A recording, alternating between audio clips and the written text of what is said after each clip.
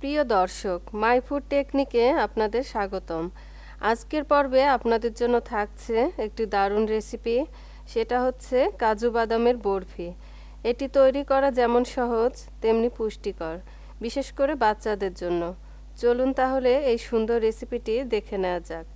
এখানে আমি 1 কাপ কাজু বাদাম নিয়েছি। এবার এই বাদামগুলো একটি ব্লেন্ডারে নিয়ে গুঁড়ো করে নিব। ব্লেন্ডার না থাকলে পাটায় পিষে গুঁড়ো করে নিতে পারেন। আমার কাজু বাদামগুলো বেটে নেওয়া হয়েছে। আমি আসলে বাদামগুলো ধুয়ে শুকিয়ে নিয়েছিলাম, একটু ভেজা ভেজা ছিল, তাই এরকম আঠালো হয়েছে। আপনারা যখন করবেন তখন ধোয়ার দরকার নেই, শুকনো কাপড় অথবা টিস্যু দিয়ে মুছে পরিষ্কার করে নিলেই চলবে। এবার চুলায় একটা প্যানে 1/2 কাপ চিনি নিয়ে নিচ্ছি। এরপর জল দিব 1/3 কাপ। তারপর 2টো এলাচ দিয়ে দিলাম। মনে রাখতে হবে বাদাম যতটুকু হবে তার অর্ধেক হবে চিনি, আর জল তার থেকে একটু কম। এখন চিনি গলে যাওয়া পর্যন্ত অপেক্ষা করব। চিনি জাল করতে করতে যখন দেখবেন হাতে বেশ আঠালো অনুভব হচ্ছে, ঠিক তখনই বাদাম বাটা দিয়ে ভালো করে মিশিয়ে নিতে হবে।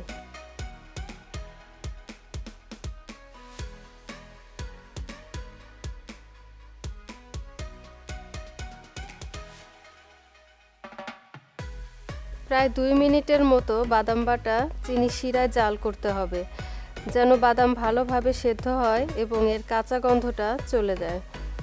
2 মিনিট পর 1/2 কাপ গুঁড়ো দুধ দিয়ে দিব। ভালো করে মেশাতে হবে যেন গুঁড়া দুধ দলা পেকে না থাকে, আর অনবরত নাড়তে হবে। নাড়ানো থামানো যাবে না, তা না হলে তলায় লেগে যাওয়ার একটা ভয় থাকে।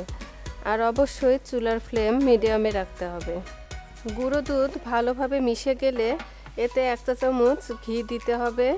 ঘি দিয়ে নাড়তে নাড়তে একটা সময় দেখা যাবে মিশ্রণটা প্যানের গা ছেড়ে আসছে, অনেকটা ছোলার ডালের বরফির মতো।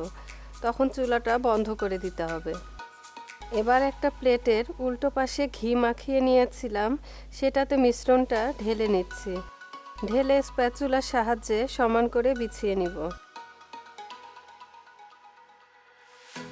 সমান করে নেওয়া হয়েছে।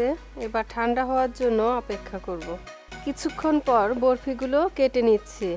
আর একটু ঠান্ডা হওয়ার প্রয়োজন ছিল, আমি একটু তাড়াহুড়ো করে ফেলেছি। আপনারা পুরোপুরি ঠান্ডা হলে পরেই কাটবেন।